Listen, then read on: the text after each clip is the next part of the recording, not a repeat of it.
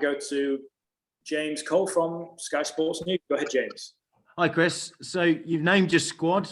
No uncapped players. Was it a straightforward squad to pick? Were there any close calls? Were you tempted to chuck in an uncapped player? Obviously, you talk about many people when you're going through a role like this, possible wildcards.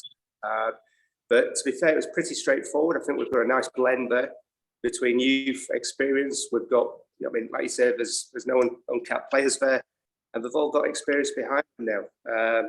Some of playing in Australia haven't played in Australia, but I don't see that as a problem, to be honest. But I think what we have got is a well-balanced squad that we have for all conditions. Very few people are giving you guys a chance. Is this a squad capable of winning the Ashes? I think we'll be very competitive out there. If we look at the facts, Australia have been very, very strong over the years in the garden, and we have to respect that. But we have over the last 5, 6, 7 months played against the top 2 teams in the world. We have learned a hell of a lot of them. If you look at teams like India that have been to Australia and been successful, and the past, we look at them. What do they do? How do they go about their business? So there's a strong belief within our camp to go out there and do something very special. The game plans are not too dissimilar, talked about in the past, and they've shown that game plan can be successful out there. So we'll be learning from them. And how do you feel about the prospect of being such big underdogs and the fact that everyone's writing you off already? It doesn't bother me in the slightest, to be honest. We look at the strength of what has gone before. Australia has been very strong in previous. And I should imagine the expectations from their public is on them to win. But as I said, from my point of view, from the team's point of view, we believe that we've got a squad there that can achieve. Could that expectation work in your favour? Possibly, but as I always say, we're going to worry about what we do in our camp and make sure that we're best prepared. We've got a great opportunity. What's in front of us, being alongside specialists out in Australia. So they're going to get a good couple of games in. And look at what's gone before. Test now under COVID conditions. And we've gained a lot of experience of living in bubbles, playing in bubbles. Some of our players have thrived. We only have to look at Joe Root for an argument's sake. He's captained all those 18 tests. And he's currently in the middle of one of his best seasons. 1,300, 1,388 runs at an average of 69. It's not too bad, that to say. He's playing under tough conditions and what's been thrown at us. So, I think we've got a lot going for us, and I think our prep will be excellent. No Ben Stokes. Have you spoken to him? How is he? And is there any chance he could join up later in the Ashes tour? Listen, Ben is moving forward.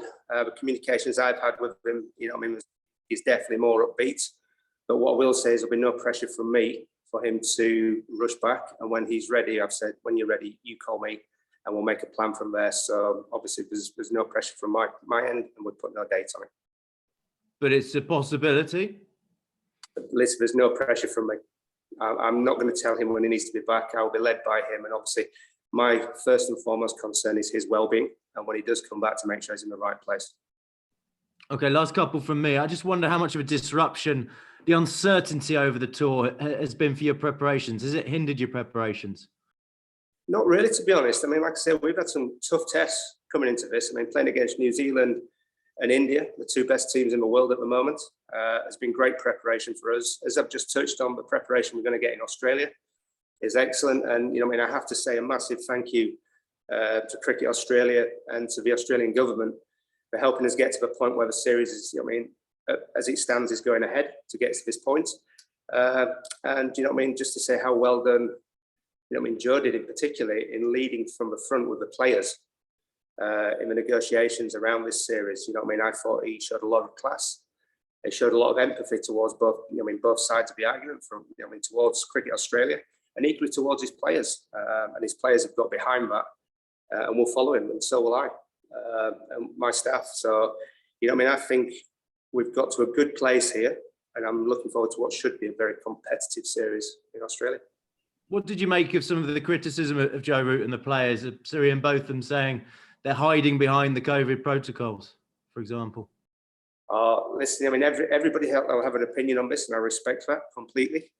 Having lived through so much bubble time, and bear in mind, we have spent more time in biosecure environments than any other team. I understand how hard that is, and I understand how hard it is for the players to perform under there. So, as I said, huge praise to everybody that's been involved in the negotiations, from Cricket Australia, the ECB, to the Australian government, to get us to this point. And from my point of view, to have all the players buy into what we have now, and to get them in a state of mind where we can go out there and we can compete, which is the ultimate thing. We want the players in a state of mind that they can go out there and compete and worry about the cricket that's in front of them and enjoy the cricket that's in front of them. So I'm just grateful we're at that point now. Thank you, Chris. Thank you. Thanks, James. Let's go to Joe Wilson. Thanks, Chris. Thanks, Danny. Yeah, can I pick up on that point, Chris, actually, because the build up to this has been unique by anybody's standards. And, a lot of people, cricket fans, and of course, cricket media have been speculating for a long time. Look, who's going to go? What's the squad going to look like? Are you convinced that right now, every player that you've named is completely committed to this tour? As all the information we have at the moment and what we've been put in front of us, we're all committed to going. And the mindset is right, Chris, because it's always tough going to Australia, whatever the circumstances. Oh, listen, it is. That's one of the exciting things about it as well, boys. It's an iconic series that, every young cricketer growing up wants to play in it. And as a coach, you want to coach in it. And I think it's massively exciting that actually, this series is going ahead. We're at the point where, everybody's committed and we're all going. And I think, the mindset now will shift towards performance. And that's how it's got to be. And I will be speaking to the players about that and the staff, and making sure that when we turn up in Australia, whether it be the red ball specialists arriving at the Lions first, or the multi-formats arriving from the World Cup here, we'll make sure we're in the right mind space to come out there and compete. Did many of these players take a lot of persuading, Chris, to get to this stage? I think, obviously there's a lot of negotiations went on. But I think one thing that we did see was a lot of class from our captain, and he really did lead from the front on this. And I know I've already said this, but I'm going to repeat it. He showed a lot of class, a lot of empathy, and a lot of real good leadership skills to get the players to this point, to help get to the players to this point. And equally, the way he looked after the staff as well. He spoke about the staff in there, and I think what it has done is it's galvanised his position as a leader. All the boys have recognised that, all my staff have recognised that. And I think what it's done is it's made us all pull in behind him. And I can't emphasize enough how classy he was within those negotiations, and the way he listened to both sides of the argument, and came back with quite a level view on everything, and it really helped get us to this point. Just a final one from me. I wonder, in your mind, or in Joe Root's mind, or anybody's mind, was the broader idea, Chris, that for Test cricket to really continue to have a significance and a momentum, then the Ashes just has to happen? Well, as I said to you before, everybody wants to play in the Ashes. Young lads coming through, to the older statesmen that are in the group, everybody wants to play in the Ashes. And I'm sure the Australian cricketers feel exactly the same. It is a massive series that has always been played hard between two very, very passionate nations. And I'm just, honestly, I'm so pleased that actually the Ashes is going to take part, and we're going to see that, that competition there now. Thanks very much. Thanks, Jeff. Thanks, Joe. Let's go Rory and then John. Rory, go ahead. Thank you. Cheers, Chris. Hi. In your previous position as bowling coach, and then leading into the head coach role, it's been no secret that you were trying to build that battery of 90-mile-an-hour fast bowlers with half an eye on this series. Circumstances kind of denied you that for various reasons. I just wonder, do you think Plan B are you going to be able to get through with Plan B and take 20 wickets and win 2 or 3 Test matches without that plan that you'd obviously staked quite? Oh, Rory, you've dropped out, mate. I think I got most of that, Rory. If I miss anything, just come back to me. I think we can. Every plan has got to be adaptable. Obviously we have got one 90+ mile-an-hour bowler in there, in Woody. But I think the one thing that we have got in, the bowling attack is supreme accuracy. You look at the bowlers that are there, the one thing they're very good at is hitting the stumps and bringing the stumps into play time and time and time again. So as I said to you, we watched, how India performed in Australia. We try and learn lessons off them all the time. I'm very curious as a bloke, so I'm constantly watching. as are my bowling attack. So what we'll be doing is looking back over the plans that India used and adapting any of us to what our bowling attack is. I mean, how do we get the best out of the bowling attack we have got, rather than worrying about what we haven't got, because there's nothing we can do about that, so it's pointless. So we'll be using the skills we have in the best possible way, and I do believe that we can make it work. Sure. Looking at your spinners, obviously you've got Jack and Dom there who played a wee bit. It's cutting out. Sorry, Rory, you're cutting out. Maybe take off your camera. That might be easier. Sorry about that.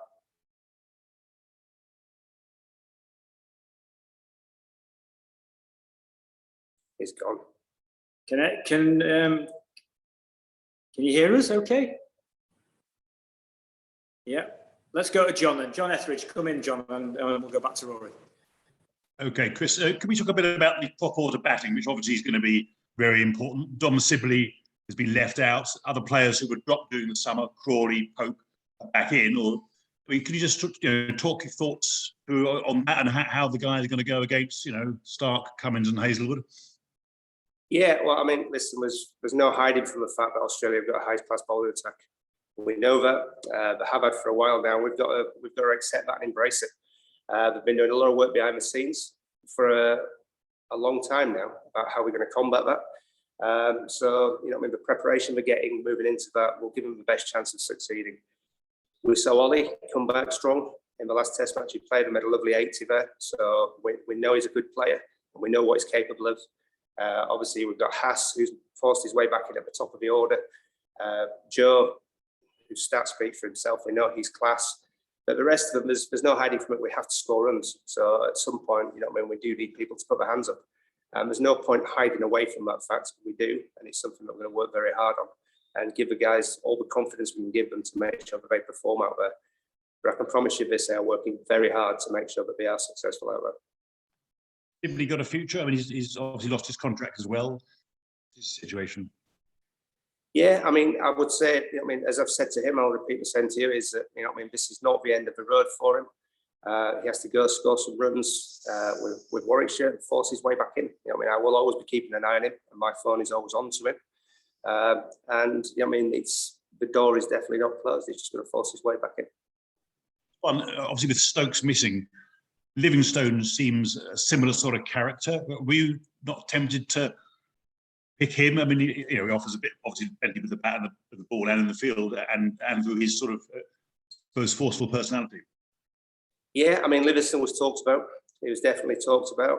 Obviously, we didn't go in that direction in the end.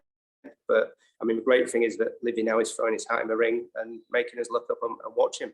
And again, the strides he made.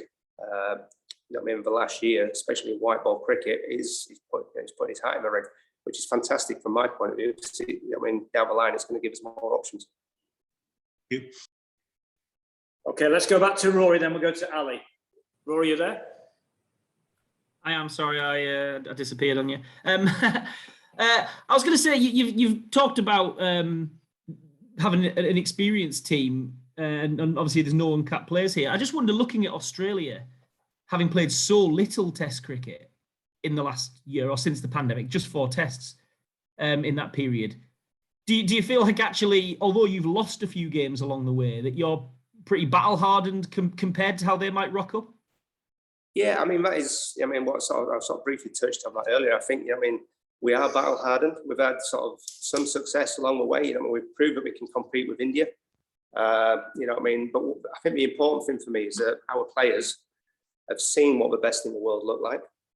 They've played against it. They felt what it is to have them push against us. But we have also tasted success against them. You look at the Headingley test when we came back very strong there.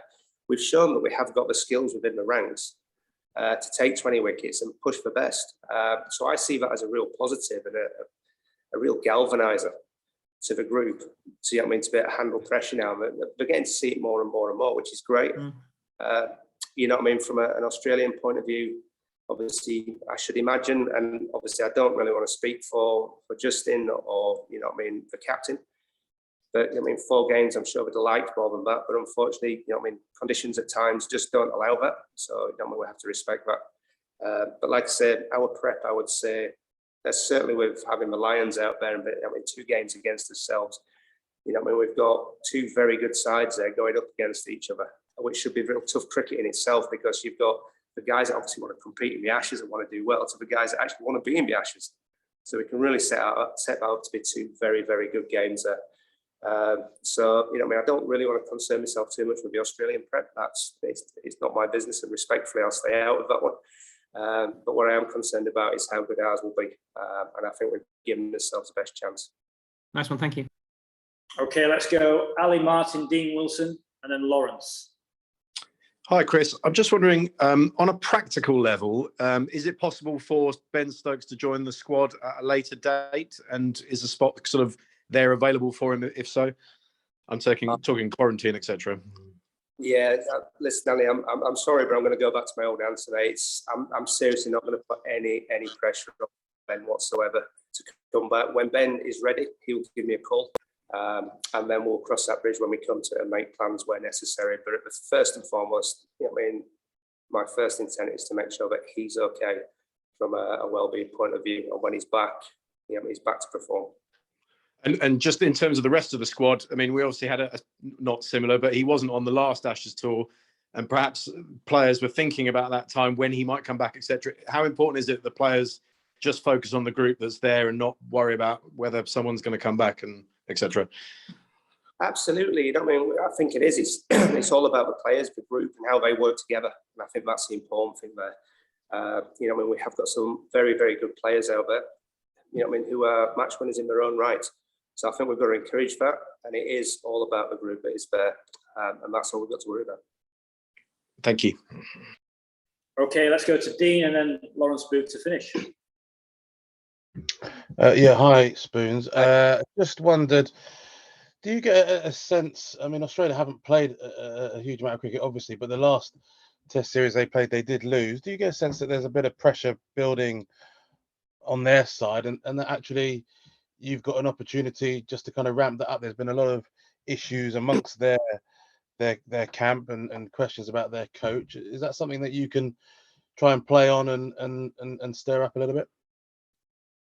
Dean, you know, I mean, I'm always very respectful of obviously the opposition coach and players and backroom staff and stuff like that. But as with anything in this job, there's pressure.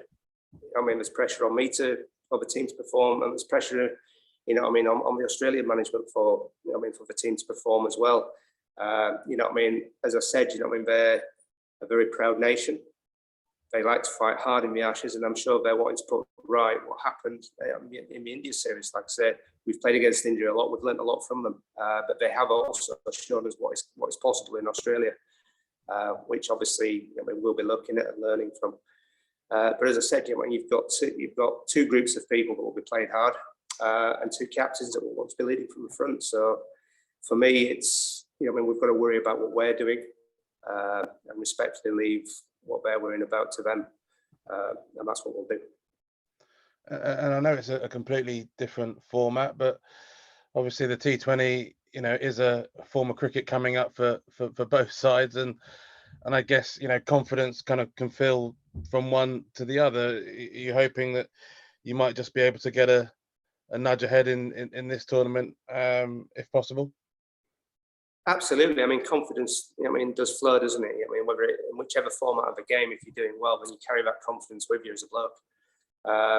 And for me, if we can do well here, which obviously we're aiming to do, we will take that with us.